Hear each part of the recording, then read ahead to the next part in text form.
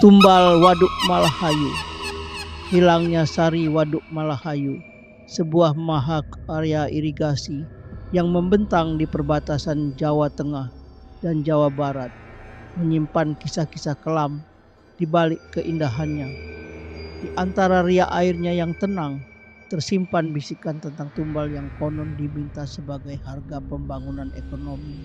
Di sebuah desa kecil yang terpencil, tidak jauh dari lokasi pembangunan waduk, hiduplah seorang gadis bernama Sari. Usianya baru menginjak 17 tahun, namun kecantikannya sudah tersohor seantero desa. Sari memiliki rambut hitam legam sepinggang, kulit kuning langsat, dan sepasang mata coklat yang memancarkan.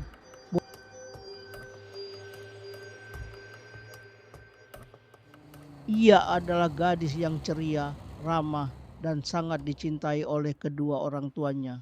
Desas-desus tentang tumbal yang akan diminta untuk pembangunan waduk mulai beredar luas di desa.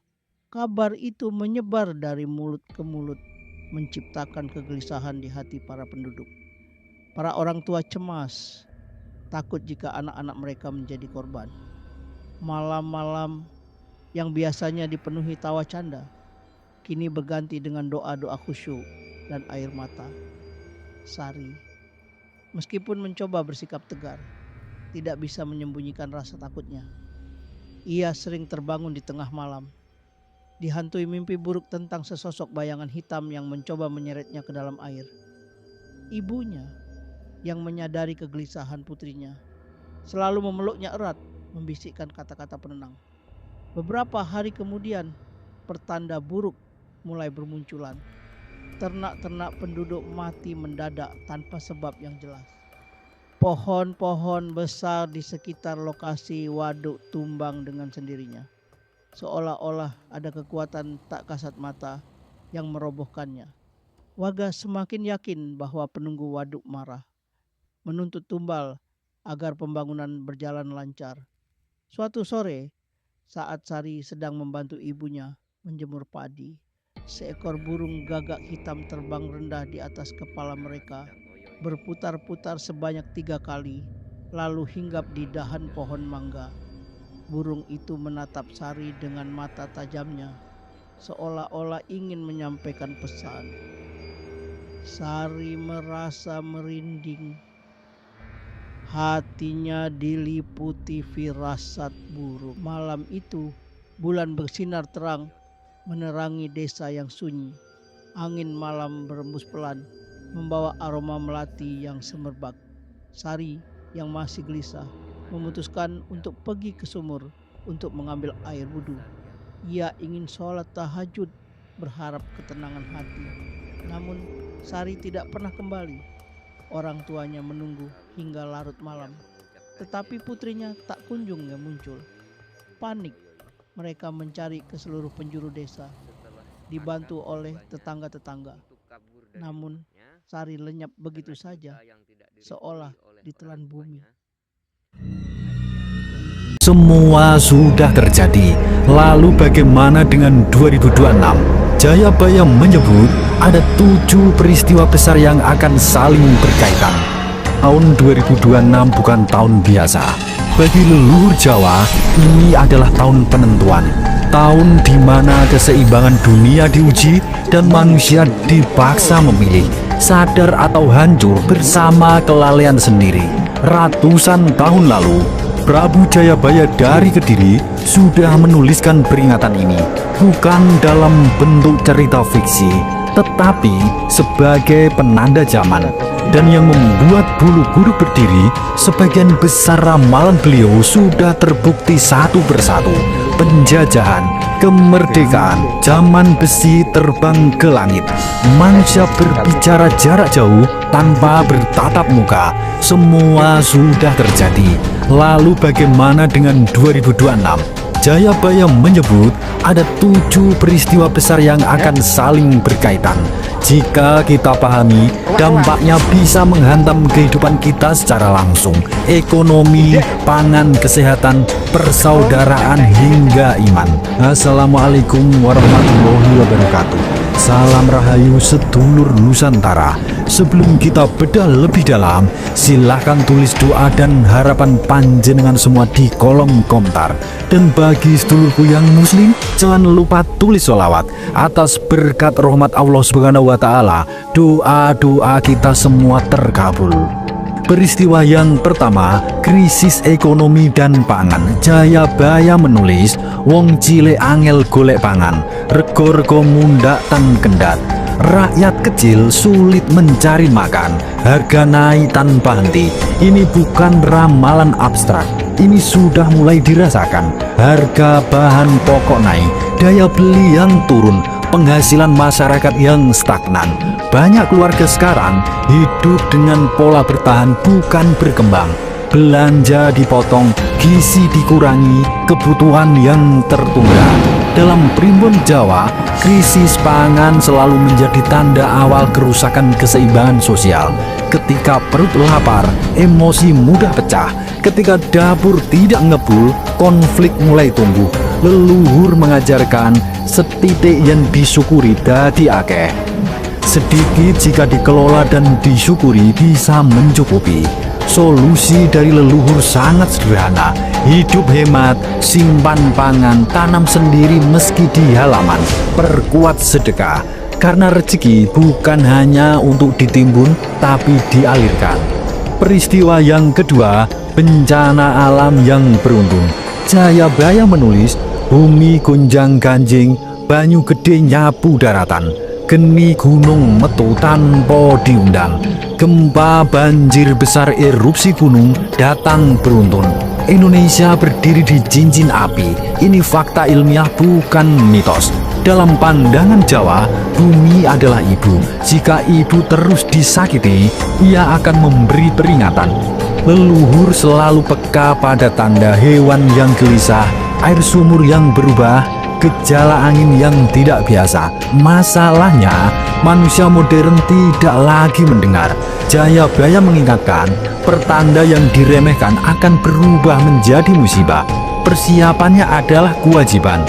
Ikhtiar dulu, pasrah kemudian. Peristiwa yang ketiga, perpecahan sosial. Jayabaya menulis, sedulur dadi mungsuh, tonggo dadi satru, saudara menjadi musuh, tetangga jadi seteru.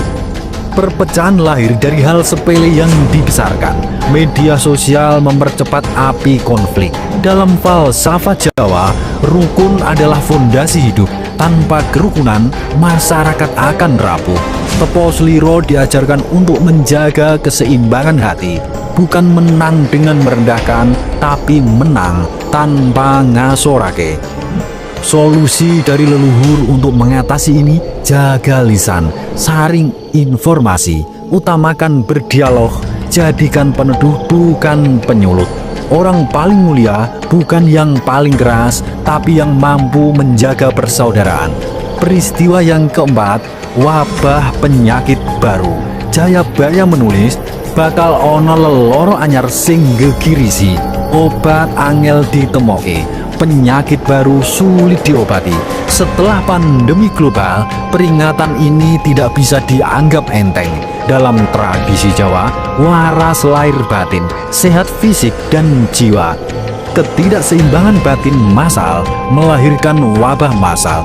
Leluhur mengajarkan jaga pola makan, rawat kebersihan, gunakan herbal, kuatkan imun, dan perbanyak sedekah. Ini adalah pangruat. Sedekah disebut tameng, doa disebut pagar. Peristiwa yang kelima, krisis kepemimpinan. Jayabaya menulis, pemimpin rebutan kursi, rakyat dilaleke. Pemimpin sibuk mengejar kekuasaan, rakyat terlupakan. Dalam falsafah Jawa, ing ngarsa sung tulodo, pemimpin harus memberi teladan. Ketika kepemimpinan tidak amanah, bencana sosial muncul. Solusi untuk rakyat, pilih dengan bijak, awasi tanpa takut, kritik dengan santun, dan bangun dari akar rumput. Dan jangan lupa berdoa, karena doa rakyat adalah kekuatan yang tidak tertandingi. Peristiwa yang keenam, musim kacau dan iklim yang ekstrim. Jayabaya menulis, mongso bingung, petani kebingungan. Musim tidak menentu, waktu tanam salah waktu dan panen gagal. Ini akibat rusaknya keseimbangan jagat gede dan jagat cilik. Alam rusak, manusia ikut menanggung akibat. Solusi dari leluhur kita, jaga lingkungan, kurangi sifat yang rakus, tanam pohon, dan hormati bumi. Karena bumi bukan warisan nenek moyang, tapi titipan anak cucu kita. Peristiwa yang ketujuh, kebangkitan spiritual. Ini adalah penutup dari ramalan Jayabaya. Jayabaya menulis, wong bakal mulih marang pangeran. Manusia akan kembali kepada Tuhannya. Kesusahan bukan akhir, tapi pintu kesadaran. Manusia kembali pada iman, kembali pada budaya, kembali pada nilai luhur. Inilah titik balik ketika manusia sadar berkah akan turun. 7 peristiwa ini bukan untuk menakut-nakuti, ini untuk membangunkan kita semua. Jika 2026 datang dengan ujian besar, yang selamat bukan yang paling kaya, tapi yang paling siap. Siap lahir, siap batin, dan siap iman. Leluhur berpesan, urip tanpa iman bakal kesasar. Suradira Jayaningrat lebur dening pangastuti. Wassalamualaikum warahmatullahi wabarakatuh. Balik keindahannya itu menyimpan kisah sedih, di mana pemuda-pemudi dua insan yang sedang jatuh cinta, yang tidak dapat restu dari kedua orang tuanya. Lalu dia mengucapkan janji sehidup semati di Sendang Toyo ini. Setelah sepakat keduanya untuk kabur dari rumahnya karena cinta yang tidak direstui oleh orang tuanya, akhirnya dua pemuda itu niat untuk mandi ya teman-teman di Sendang Toyo ini. Karena dua pemuda itu tidak tahu kalau sendang ini ada penunggunya, lalu dia itu tiba-tiba turun dan mandi. Nah, setelah mandi itu penunggunya muncul dari dalam air ini. Naga bermahkota. Naga bermahkota. Namanya itu Naga Suwito. Di mana Naga Suwito itu yang dulu katanya istrinya Naga Suwito itu namanya Nogo Murtiah, yang mana dulu itu dibunuh oleh manusia. Jadi balas dendam, Naga Suwito itu akhirnya siapa yang mandi di Sendang Toyo ini maka ditelan hidup-hidup oleh Naga Suwito. Nah, tapi cerita ini belum berakhir di sini teman-teman. Setelah ditelan, yang pertama yang ditelan itu yang laki-laki. Namanya pemuda itu Gunawan.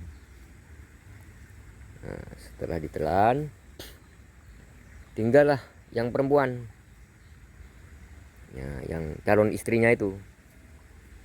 Namanya itu perawan itu namanya Sagemi.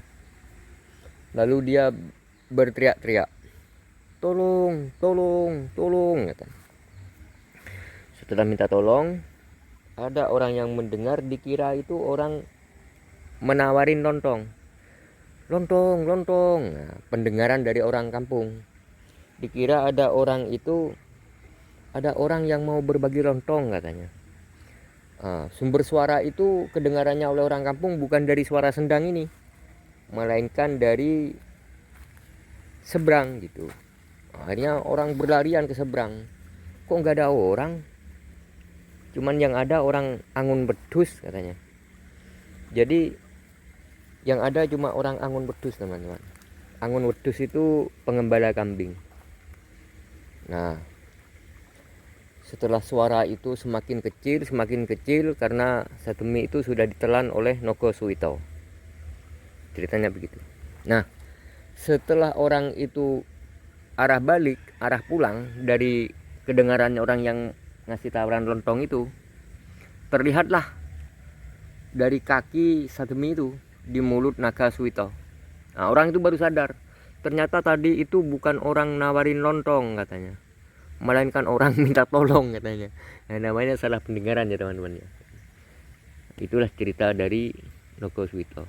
Ini belum selesai di sini teman-teman. Nah, cerita selanjutnya setelah cerita itu Sademi itu sudah ditelan habis sama Naga Suwito, lalu orang itu berupaya ingin menolongnya.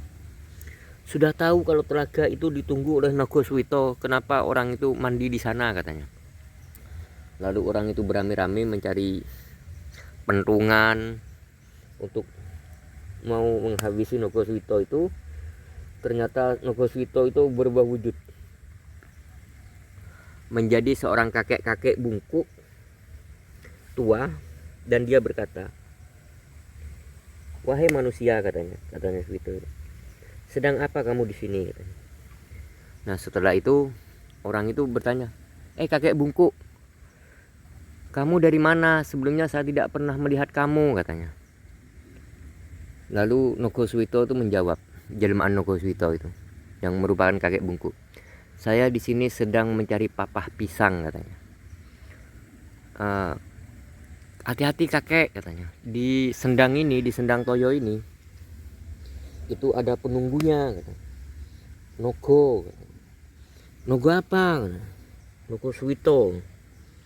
Nah, namanya yang Naga Suwito itu memang jelmaan kakek bungkuk itu jelmaan Naga Suwito. Dia tersenyum. "Wahai manusia," katanya, "janganlah kamu pernah takut dengan Nogo," katanya. "Mandilah di sana," katanya. Nah, kenapa kakek itu menyuruh mandi? Karena kakek Naga Suwito itu masih lapar, jadi menelan 2 orang itu masih kurang. Jadi dia itu menyuruhnya. "Wah, enggak kakek, baru saja sudah 2 orang yang ditelan hidup-hidup sama Naga Suwito." Nah, setelah itu Naga Suwito membujuk lagi agar orang itu mau mandi. Nah, tapi orang itu memaksakan diri tidak mau. Lalu datanglah nenek-nenek yang namanya Boklas, berambut putih tapi ilmunya sakti mandraguna. Lalu nenek itu bisa menerawang kakek bungkuk itu. "Wahai manusia, nyalah kamu, minggir dari sana." "Emang ada apa nenek?" Nenek itu sudah terkenal. Nenek Las itu selalu membawa gembolan teman-teman. Gembolan itu apa ya? Gembolan itu gandulan itu loh teman-teman. Yang kalau orang dulu kan selalu membawa selempangan atau kain atau sewek atau apa itu. Gitu. "Di sana banyak siluman," katanya. "Siluman apa nenek?" katanya. "Siluman itu kecil tapi suka menghisap darah," katanya. Nah, orang itu mundur 1 langkah dari sendang toyo ini. Setelah dilihat teman-teman ya, "Coba lihat di kakimu," katanya. Jadi seorang nenek itu menyuruh melihat di kakinya. Setelah dilihat ke kakinya teman-teman ya, seekor nyamuk seperti ini banyak gigit kaki saya. Ternyata ini siluman teman-teman. Ini siluman ini menghisap darah. Ya, itulah teman-teman ceritanya ya. Insya Allah di lain waktu akan saya ceritakan lagi tentang sendang toyo ini. Tapi sekarang karena banyak nyamuk teman-teman ya, kita lanjutkan di lain waktu. Wassalamualaikum warahmatullahi wabarakatuh.